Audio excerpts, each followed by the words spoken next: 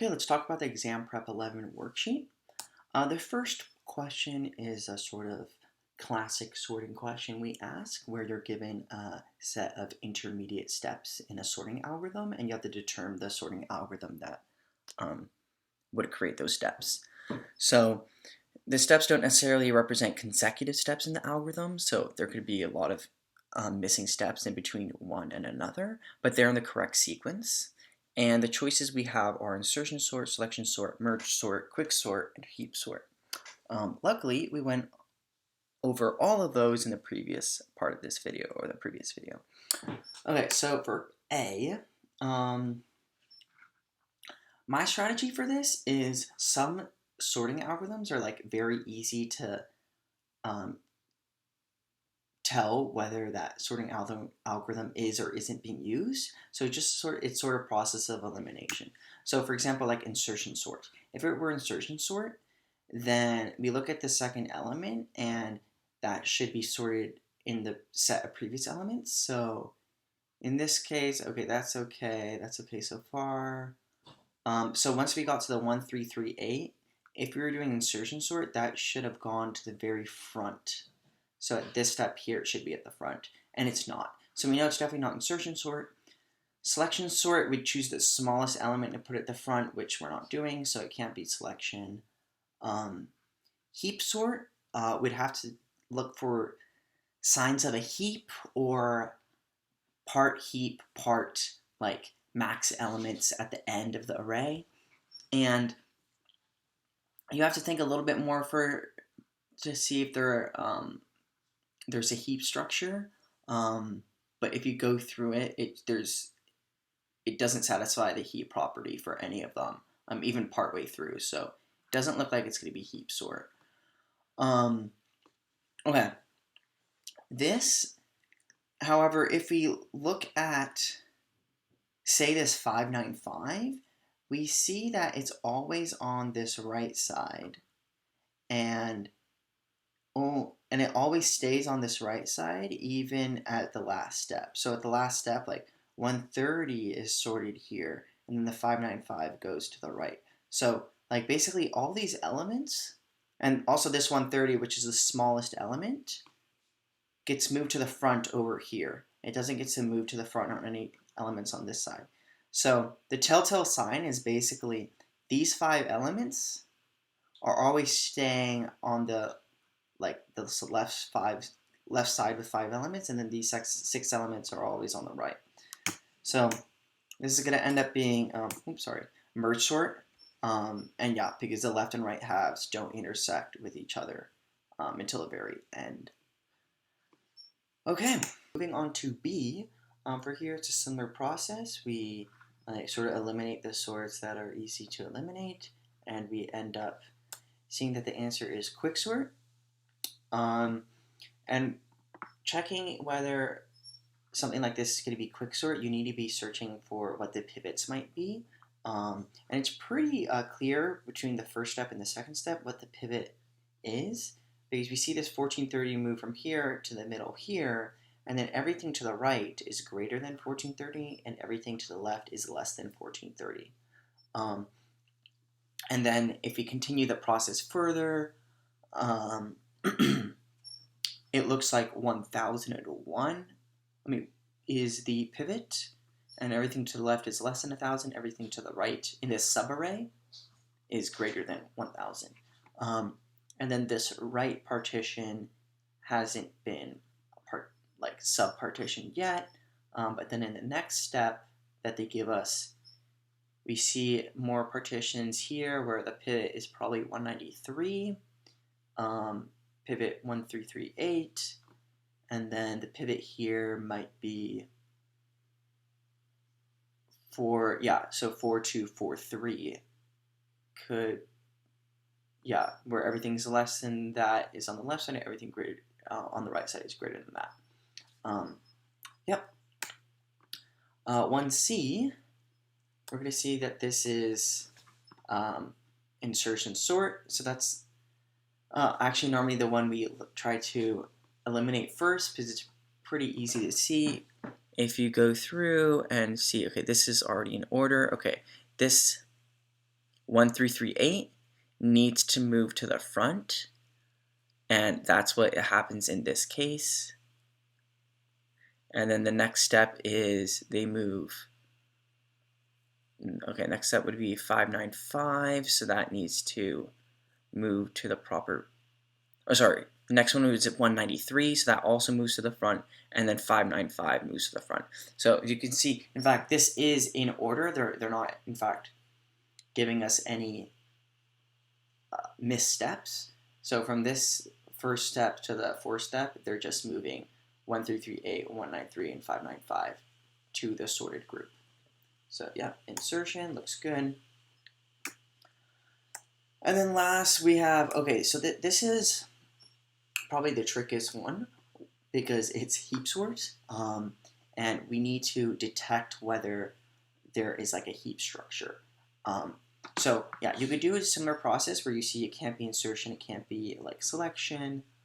Here you're not merging anything in halves. It doesn't appear that that's the case. Like this 130 moves to here, so the halves are different. Things are definitely get mixed up. Quick sort, we can't really find pivots, so that sort of does leave heap sort as our last option. But you can see that in this first line, it's the middle of the max heapification. So that's what makes this like a little bit jumbled from the initial heap. But then if you get to the second line, oops, you can see that, okay, now this is actually looking like a max heap. Like the first element here is the maximum element, and then if you draw out the tree structure, you'll see that this satisfies the max heap structure up until, of course, 9002. But that's okay because with heap sort, when we remove the maximum element from the heap, we put it at the back. So this second step here is a mixture between like a max heap and also an element has already been removed from the max heap and been put to the end. And then this next step is just a further along the process where they removed the maximum element from the heap. So they removed 7684 and they like swapped it with 130, putting it in the back. So now 130 is there, and they haven't yet bubbled down 130 into the heap as they should. So if you would to continue this on, 130 would sink down the heap so that the heap would be now a proper max heap. Okay, so that's it for this question for the sorts. Hopefully that makes sense. Of course, feel free to ask on Piazza if like something is unclear. Moving on to question 2. Question 2 is like conceptual based. And these I believe are mostly true-false. So first one is quicksort has a worst case runtime of n log n, where n is the number of elements in the list we're sorting. Is this true or false? Hopefully you're immediately going false. We've talked about this in length that the worst case is n squared if the array is very unevenly partitioned. So this was the worst case example that I gave earlier where it's sorted and you're partitioning based off the first element in each group. So then you get that 1 plus 2 plus 3 ... runtime, which is n squared. So this basically just doesn't divide the array into two halves at all. It takes one element off, and then the rest of the elements are your other half. So it's not really dividing the amount of work you're doing, which like dividing it into roughly in two is how you get an n log n structure. Okay, B, we have a system running insertion sort. We find that it's completing faster than expected. What can be concluded about the input to the sorting algorithm? So there's not like maybe one right answer to this, but we can reasonably be confident that if insertion sort is running faster than expected, then that means we're getting good inputs for insertion sort, and we know insertion sort runs faster when we have fewer inversions. In the most extreme case, if we give insertion sort an already sorted list, then it's just going to run in linear time. So yeah, if you give it a sorted list, that's going to run in linear time, or if there are few inversions, it's in general insertion sort runs in time n plus k, where k is the number of inversions. So Even if you have linear inversions, 2 times n, like n plus n, can be a lot faster than n log n when you're talking about large inputs. And then this is throwback to the previous slide that I talked about where I talked about inversion. So if you want to go back and review why insertion sort has n plus k runtime, you can read the slide. C, give a 5-integer array such that it elicits the worst case running time for insertion sort. Okay, so this is like the opposite case. What's the worst case for insertion sort? Well, this would be when at every step you need to swap your element. So at every element that you encounter, the worst case is such that you need to move that element to the very front of your list. So if you encounter the first element, you have to move it to the front, that's just one swap. But then for the second element, having to move it to the front, that's 2 swaps. For the third element, if you have to move it to the front, that's 3 swaps, etc. For the last element, that's n swaps. That's going to be 1 plus 2 plus 3 plus 4 dot dot dot plus n, which is n squared. Yeah, and that's just like an array that's in reverse sorted order. So we'd have to like move that 4 to the front, then we have to move the 3 to the front, then the 2 to the front, then the 1 to the front. So, and any 5-integer array, in reverse order would work. A heap sort is stable, true, false. Yeah, you possibly could contrive something that would make it stable, but the way we learn heap sort in this class is it's not stable. Here's an example. So consider the following array, which we've already converted this to max heap form. So now this array is in a max heap and we're trying to sort it. So per the algorithm, we'll remove the max element, which is 21, and then we'll move it to the back, right? After that, you'll remove the next max element, which is 20a, and move it to the back. So after doing that, you'd see that this 20a and 20b are out of order, right? Like the 20b comes first, then 20a comes next, as far as our swapping. And eventually, once we're done with the sorting, that out of order is maintained and like the b and a are switched. Of course, for this example, we're using numbers just because it's easier. With numbers, it doesn't really matter if it's stable or not because you can't tell that the 20s were flipped. You know, a 20 is a 20. There's no difference. But if these were objects and like 2 objects were equal, but they're actually different objects, maybe they have attributes that are different that aren't checked by the equals method, then you'd flip those objects and maybe you do care about the maintaining the original relative ordering. Okay, some reasons why you'd use merge sort over quick sort. Well, obvious one, we were just talking about stability. Merge sort is stable, whereas quick sort is not. Let me just pop up the list. Merge sort also has a n log n guaranteed runtime versus quicksort's n squared. And then going back to the stable thing, because merge sort is stable, Java actually uses merge sort for arrays when arrays are sorting objects rather than quicksort, which typically isn't. Merge sort can be highly parallelized because like the left and right sides don't interact until the end, so you can sort of like sort the left and right sides completely separately. This also is why it's an external sort. And depending on the data structure, merge sort could be better. In particularly, it's preferred for sorting linked lists.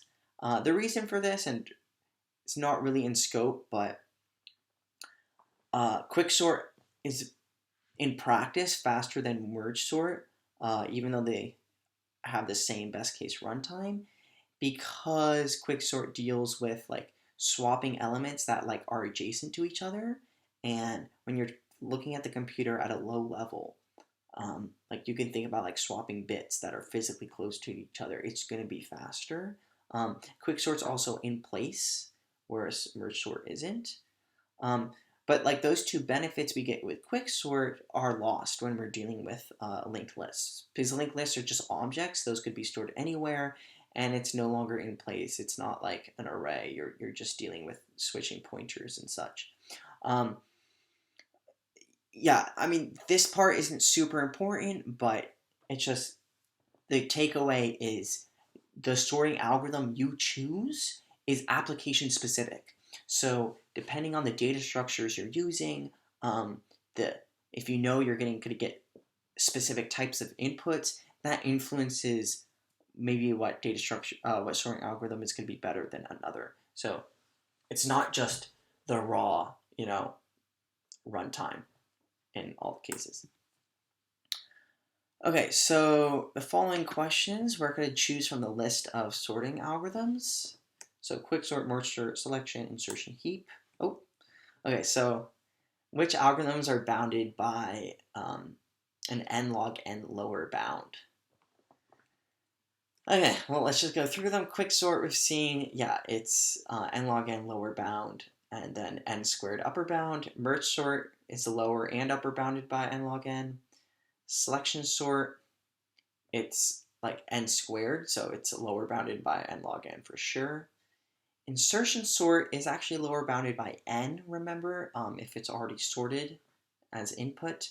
And then heap sort, it's n log n in most cases, but if all your elements are duplicates, then it's n. So it wouldn't apply for D or E, but it applies for A, B, C. Nice. Which ones have a worst case runtime that's asymptotically better than quicksort's worst case runtime? So for this, you just need to know, okay, quicksort's worst case runtime is n squared, so which ones have better than n squared worst case? Well, that's merge sort, which is n log n.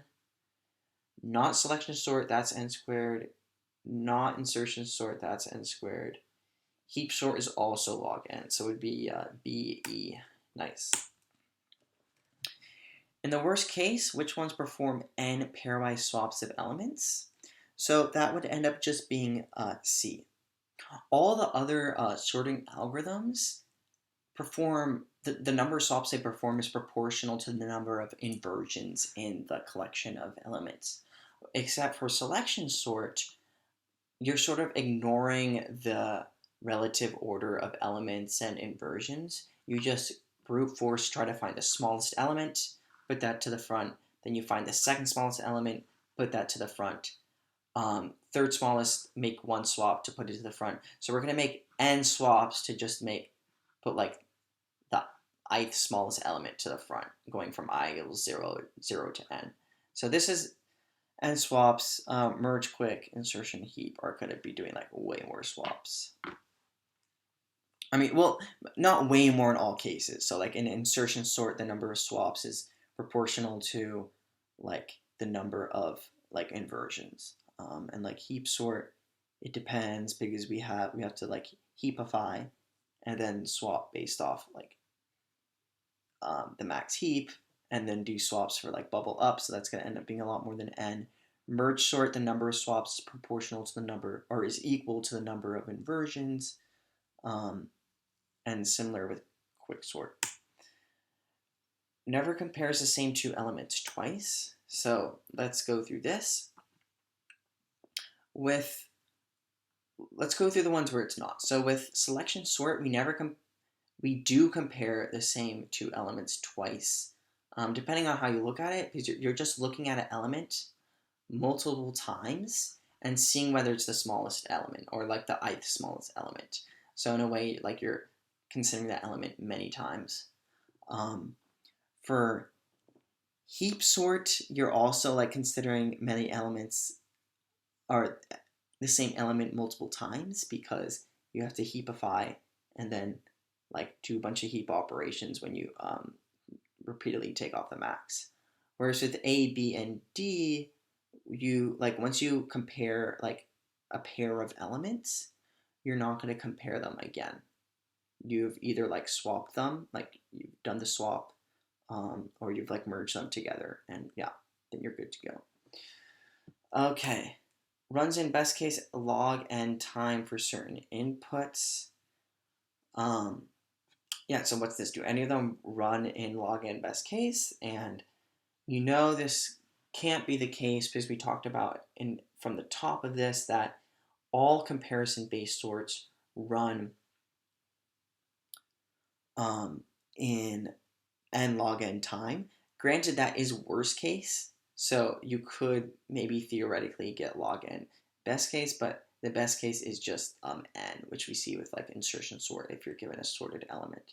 Like intuitively, it doesn't make sense that you could get log n runtime because that means you wouldn't be ever looking at certain elements. So if you don't look at certain elements, like how do you know that it's sorted or not? Okay. And yeah, this is a reference to a previous slide. Okay, now let's talk about counting inversions. So what this problem is asking is, given an array of size n, find the number of inversions in n log n time, and it gives us the hint to use merge sort. So this is actually one of your questions on homework 7, so I'll try not to spend too long on it, but it's a fun problem because it's basically just merge sort, and then along the way you can keep track of how many inversions you are, and it just sort of requires a little bit of a neat trick. So let me drill home the point that this is just essentially writing merge sort. So honestly, writing merge sort is the hard part here. Like that's what's going to take the most work. So this is the code for a merge sort function. It takes in an array, and it takes in a left and right index, so like the part of the array that you're sorting, and you'll start off with left is 0 and right is the length of your array, like n, because you want to sort the whole thing. And then you calculate a middle index, which is left plus right divided by 2, so in between those left and right indices. And of course, assuming that left is less than right, so that still makes sense, we are going to recursively call merge sort on the array between left and middle. So we split the array into a half, and then middle plus 1 and right, so that this is the right half. And then so you get that left half, you get the right half, and then you go ahead and merge them. So here you call merge, and you pass in the left index, the middle index, and the right index, so that this merge function knows where in the array your subarrays are. And then you'd go ahead and return. So the code for the solution for this problem just changes the naming for this. It calls it count inversions. But this is just merge sort. So here we recursively call merge sort or count inversions, and then at the end we merge them. The one change is we're calling it like merge and count because this merge function is going to keep track of the amount of inversions in the merge and return that to us. So then we can return that here in the merge sort function and then keep track of the merges for the entire array. So that's why we're just having this, instead of returning nothing as before, it's going to return like a number that we'll keep track of. Okay, so then this is the merge and count function. And most of this is just, all of this essentially is just the merge sort function. So I can go through briefly, but definitely take a closer look if you weren't able to complete the merge sort function on the homework. What we're doing is copying over, like we first create a left array and a right array with the lengths based off the indices provided, and then we copy over all the elements in the array that they give us into that left array and right array. So we have a copy of it. So here I put an example. So this could be the left array, this could be the right array with the values inside that we've copied. And then we create pointers. So we have a left pointer, then we have a right pointer, and we also have a merge pointer, which is a pointer for this resulting array. In fact, maybe I can draw that in. Why not? So we have a merge pointer. Okay, and then while the left pointer is less than the length of the left array and the right pointer is less than the length of the right array, you continue through this for loop, and you're just merging. So you check whether like the value at the left pointer is less than the value at the right pointer. Sorry, that should be here. And if so, then you just go ahead and put that value there. If not, then you put the smaller value. So you move over these pointers based off whether you found the next smallest value, and then you populate the resulting array with the small values. So the one change with like where are we counting inversions is this line in red that I've bolded. So basically, if the value at the left pointer is greater than the value at the right pointer, that means we have an inversion, right? Because if the value like to the left of something is greater than the value to the right, then they're out of order. So in that case, you need to count the inversions. And how it does so is it increments count as the difference between the left array length and the left pointer. So to illustrate why that's the case, let's just go through an example here. So we have, okay, these are our pointers, and we check whether which one's smaller. So in this case, the 1 is smaller than the 2. So we're going to fill this in with the smaller value, the 1, and then we're going to move over the left pointer. So in this case, like since the left side was smaller than the right side, we have no inversions. Like that's how we want it to be, right? You want things to the left to be smaller than things on the right. So we're good. Count is still 0. But now we compare these two values, and we see the value on the left is greater than the value on the right. So that means we have an inversion between 3 and 2. But also, since this array is sorted, everything after 3 in this left array is greater than 3, or greater than or equal to 3. So basically, everything, all the remaining elements in this array are also could be inverted with this 2.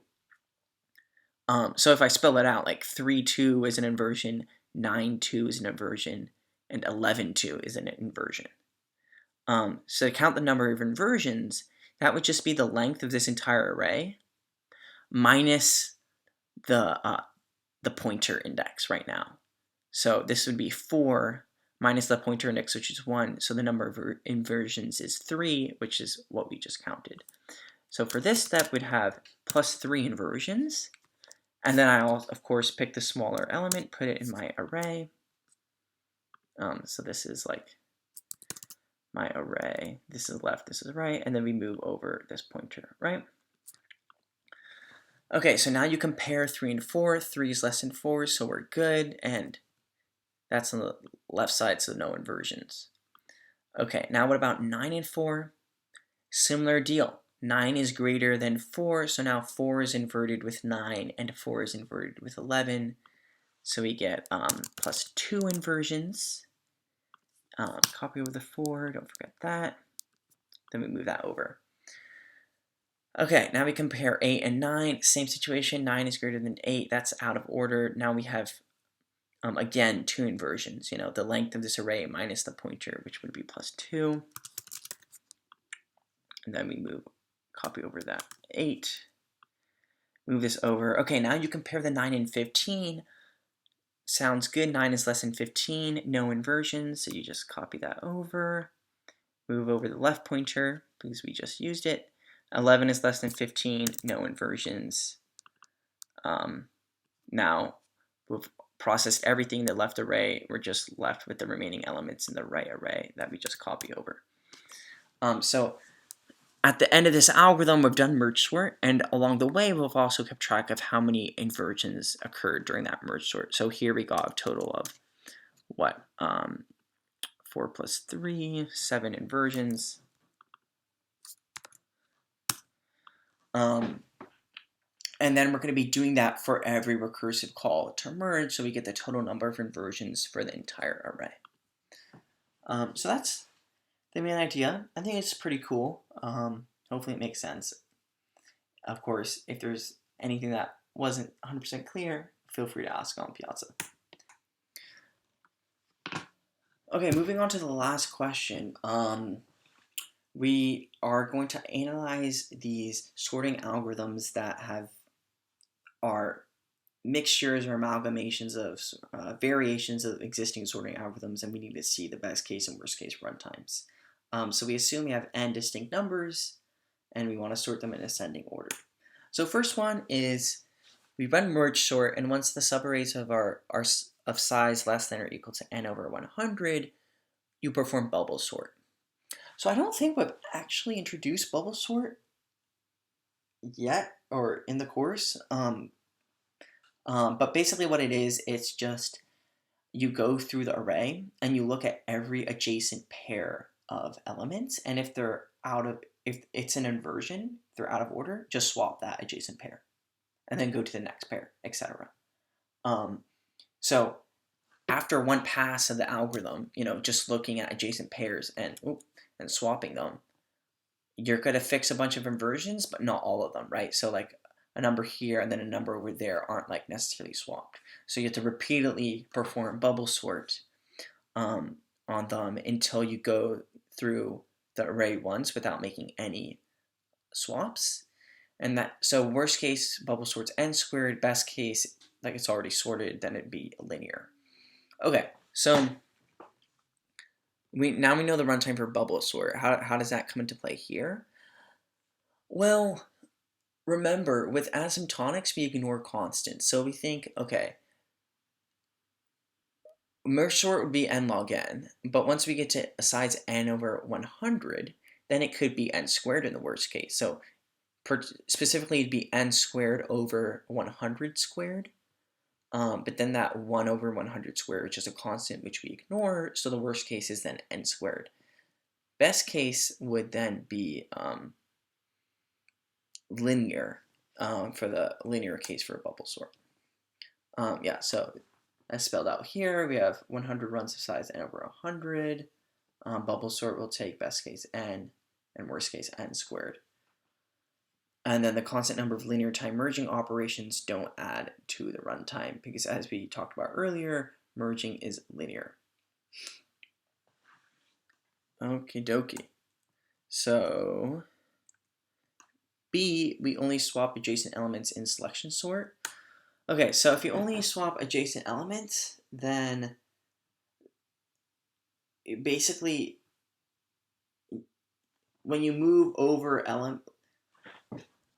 like when you have to move the smallest element to the beginning of the list, you just have to move it like at a piecewise function, like you swap, swap, swap, swap, swap until it gets to the beginning of the list. So it just would potentially double the amount of work per iteration, but it's still the same asymptotic runtime. And to illustrate that maybe a bit more clearly, because I feel like I'm just drawing in the air. Yes, this is the pseudocode. So, the code. If you can only swap adjacent elements, that only affects this part of the code. And instead of being able to immediately swap the minimum element we found with the current end of your sorted region, you'd have to swap it piece by piece until you got there. But this part here, this first for loop, is already potentially linear time. So even a linear number of swaps here don't affect the runtime. It's still going to be n squared. Okay, back. Let's go back. Okay, so yes. So best and worst case are n squared in this case. We do a linear time median finding algorithm to select the pivot in quicksort. Well, that's great. That means we found a perfect pivot. So we're going to cleanly divide the array into half at every step. So we're going to get n log n in the worst case. So basically, we don't get that worst case runtime. Instead, quicksort looks very similar to merge sort, where you put everything in equal halves. The difference now between quicksort and merge sort in this case would be quicksort is sort of doing the sorting as you go down the recursive tree by partitioning the elements. Once you hit the base case, then you're done. Whereas merge sort would have to merge the elements back when it returns from the recursion. Okay, heap sort. We implement heap sort with a min heap instead of a max heap. You may modify heap sort, but must have constant space complexity. So yeah, we used a max heap earlier just because it made the mechanical nature of the sorting in place inside the array easier. Because if you had a max heap, then when you have a heap and you remove something from the top of the heap, that creates an empty space at the end of the array. So if you want to put something at the empty space at the end of the array, it's convenient to put the maximum element because then it's already sorted. It's sorted perfectly once you're done removing elements from the max heap. But if you used a min heap, you could in fact do that exact same process. You would just now have like smallest element at the end of the array, then the second smallest, etc. So your array would be sorted in descending order, and then you could just flip that at the end, which takes linear time. Okay, so yeah, so just take a linear time pass to reverse that array. Okay, we run an optimal sorting algorithm of our choosing, knowing that there are most n inversions. What are we going to do? Insertion sort, yeah. So we've talked, I think, multiple times that insertion sort's n plus a number of inversions. So n plus n would still be linear in best and worst case. So definitely be the best algorithm to use. And actually, another reason why insertion sort is helpful is there's no like recursion, so the overhead is low. So with merge sort, even though it's n log n, if the number of elements you're sorting are not that much, the recursive overhead can make it take longer than just insertion sort, even if there are a lot of inversions. So actually, Java's sorting algorithm for sorting objects, which uses merge sort essentially, does a version of merge sort where once it gets down to small enough arrays, it just reverts to insertion sort for those small arrays. Okay, there is exactly one inversion. Well, if you know ahead of time there's one inversion, then the best case is constant, because the inversion could be one of the first like two elements. And in that case, like you have insertion sort and you just like swap those two elements, you're done. Or it could involve elements like at the end or somewhere random where you don't know, and you have to like search the entire array to find that inversion and then swap it. So yeah, it's sort of, yeah, it depends on exactly, it depends on your algorithm. Like you can look for a specific inversion in a specific spot, and then like in the best case, the inversion would be in that specific spot, in which case it's constant, else it would be linear. Okay, what if you have n squared minus n over 2 inversions? So that's actually the maximum number of inversions we can have. So in that case, the list is sorted in descending order. So you can just reverse that list, and now in linear time, and now would be in sorted order. Now, the reason why like that number is the maximum number of inversions you can have is, think about the number of pairs that exist, pairs of numbers that exist in an array of length n, right? So if you have a pair like ij, well, more stuff I should write out that I did not write out earlier. Okay. Yeah, ij. So we have a pair of numbers ij. So inversion is a pair of numbers. But now we're just talking about how many pairs of numbers could exist in an array. Well, for I, we have n options. There's n numbers we could choose from. And then for j, we can't choose the same number, so then we have n minus 1 options. So there are n times n minus 1 pairs of numbers, but this would be overcounting. Like 1, 2 and 2, 1 would be counted as two different pairs. But when we're talking about inversions, like that's a pair. We don't care about the order in which you list the pair. So 1, 2, and 2, 1 is the same thing. So what we do is you take this, you divide by 2. That's the total number of like unique pairs of numbers, which is going to end up being, that's the maximum. If that's the maximum number of like pairs you can have, that's also the maximum number of inversions you could have if like all the pairs you have are inverted. And that is the case when your array is in max inverted form, which is when it's in reverse order. Yeah. Okay, and that's it. Okay, nice. Thanks for listening in.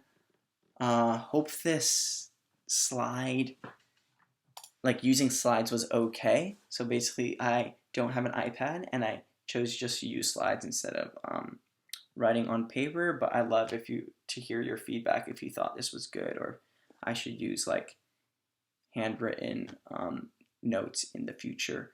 Let me know. Until next time, have a good weekend.